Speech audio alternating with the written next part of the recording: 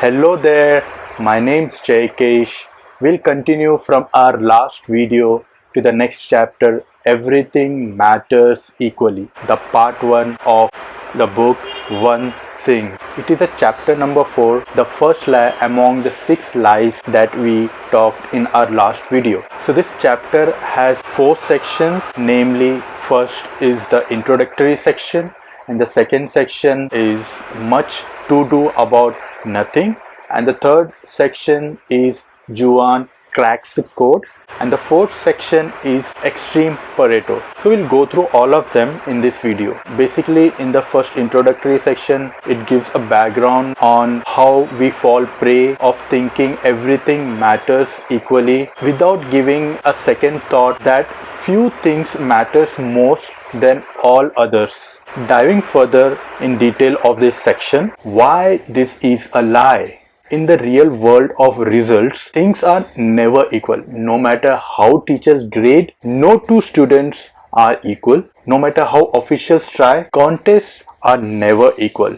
No matter how talented people are, two people can never ever be equal. Equality is a lie. Understanding this is the basis for all great decisions. So equality is all worthy and perfect in context of justice and human rights. But when it comes to talking about the result, things are never equal. So how do we decide when we have lot to get done in the day? How do we decide what to do first? As a kid, we had very less choices to make in a day, and we did things when it was time to do them. For example, it was time for homework, it was time to go to bed, it was time for breakfast or to go to school, and etc. As we grew older, we were given a measure of discretion. You can go out and play as long as you finish your homework before dinner. It all became our choices. When our lives are defined by our own choices, all important question becomes, how do we make a good one? As time passed, it became even more complicated, as it seemed more and more got piled on, and we believed that everything must simply get done. Consequently, we were overbooked,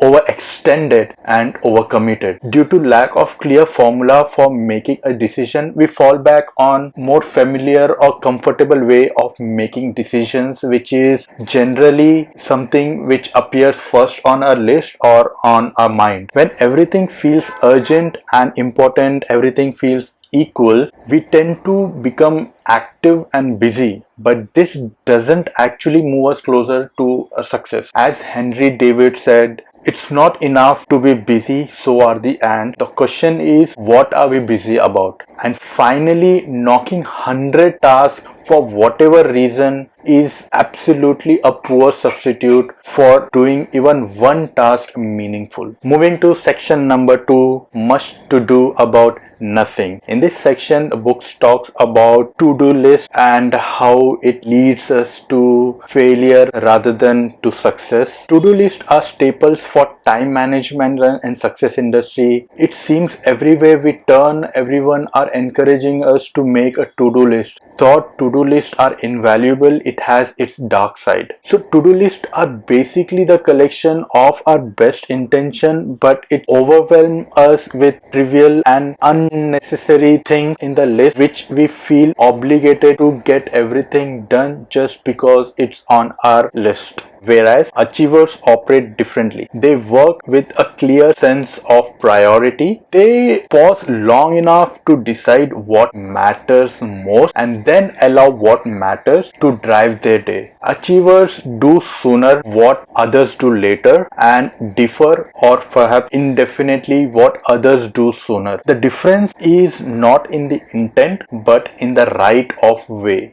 To-do list inherently lacks the intent for success. Most to-do lists are basically a survival list which gets through your day and your life, but not making your each day a stepping stone so that you sequentially build a successful life. Instead of to-do list, you need a success list which is purposefully created around extraordinary results. To-do lists tend to be long, success lists tend to be short. To-do list pulls you in all direction, whereas success list aims you at one specific direction. To-do list is a disorganized directory, whereas success list is one organized directory. If your to-do list is not built around success, then it's not where it takes you.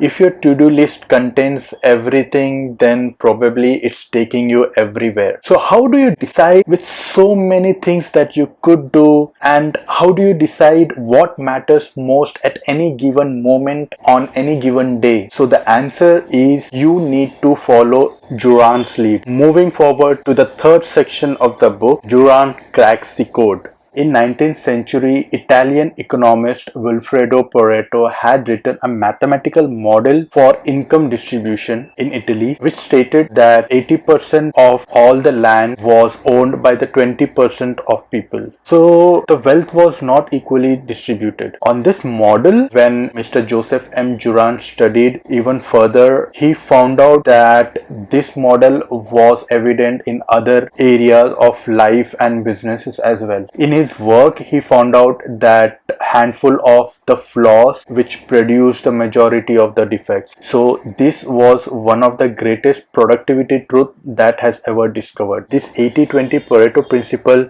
points us in a very clear direction that majority of what we want will come from minority of what we do. This Juran's insight that in the world of success, not everything matters equally. Something matters more than the others, a lot more. This Pareto principle can be seen in everywhere in everyone's life. If you observe, few of your ideas will give most of your results, and some clients are more valuable than others. Thus, a to-do list becomes a success list when we apply Pareto principle to it. Moving to the fourth and the final section, extreme Pareto. In this section, it says that even though success requires us to follow 80-20 Pareto principle, but author says that we should not stop there and go even further and extreme to take the 20% of the 20% of the 20% until we get to the single most important thing. No matter the task, the mission or the goal,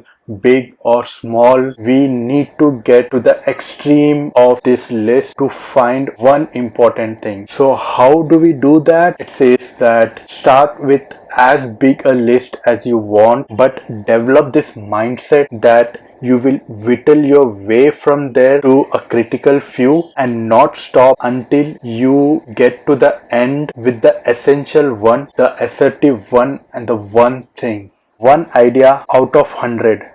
That is taking Pareto to the extreme. That's thinking big but going very small. If you apply this Pareto principle, it will unlock the success that you seek in anything that matters to you. There will always be just a few that matters most than the rest, and out of that, one will matter most. So doing the most important thing is the most important thing.